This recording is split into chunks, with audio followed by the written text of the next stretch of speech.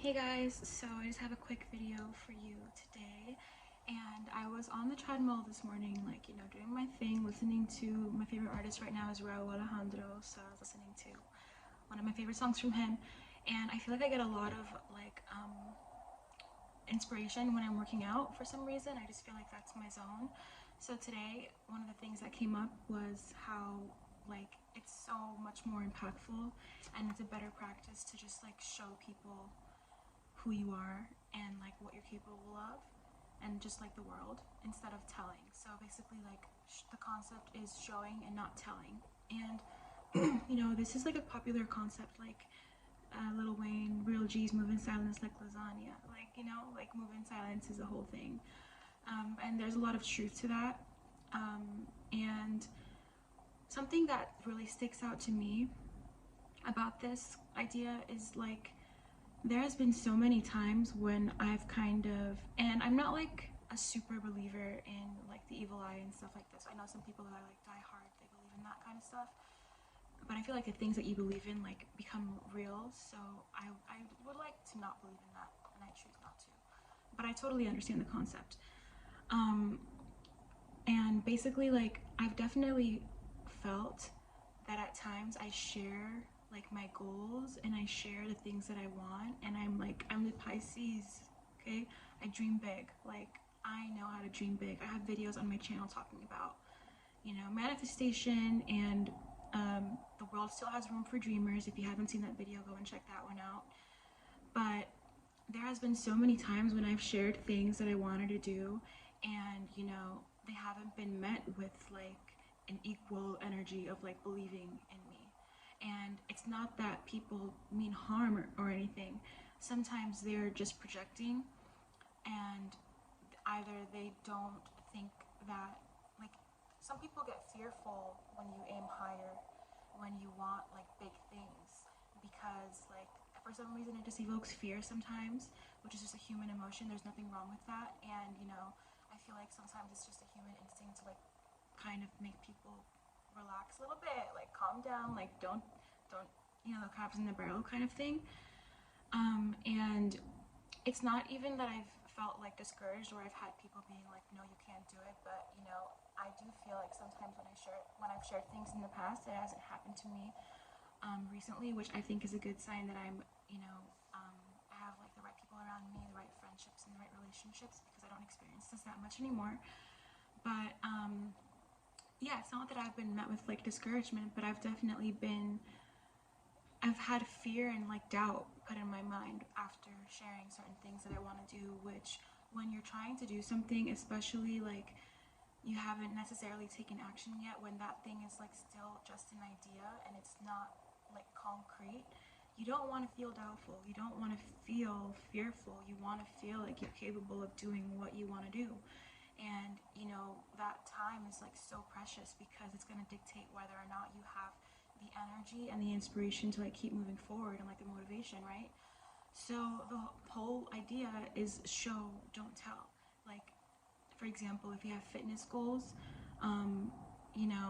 it's one thing to tell people what your goals are and strive for that, but if you're looking to other people to keep you motivated, that's not always the best idea. Sometimes you just have to let the results speak for themselves and rely solely on yourself to be the person that's getting you in the gym, in private, making those more conscious decisions about what you're eating, what you're putting into your body, taking care of your health in private and not only in public, or not even, it's not always about being validated by other people. We have to have that personal accountability for ourselves and for our goals, and we can do that by showing and not telling.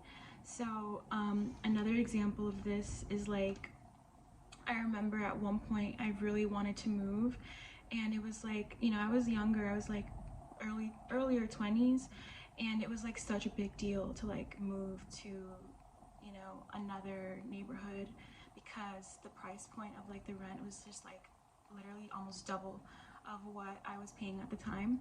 And I remember sharing it with people, and them being even my landlord at the time of the place that I was living was what are you thinking? That's so expensive. Why would you do that? How are you going to do that? You're not going to be able to afford that. Be smart, be smart. And you know, I remember even sharing it with my best friend, and we've had a conversation about this already, like after the fact, so I feel comfortable sharing. But I remember when I was first telling him that I want to move to this neighborhood, and you know, the budget that I'm thinking of having, and this was before I even had the money. I had no idea how I was going to meet that financial criteria, but I was just like sharing my goals because I was just so inspired and I was so motivated to move. And I've shared before on my channel like how my neighborhood really impacted me when I was like in a not so good neighborhood versus living in a better one. So I had like every reason to like really desire this for myself, just for like a better quality of life. And you know, I didn't really know how it was going to happen, but I just had so much faith, I had so much motivation and inspiration, and I wasn't going to take no for an answer.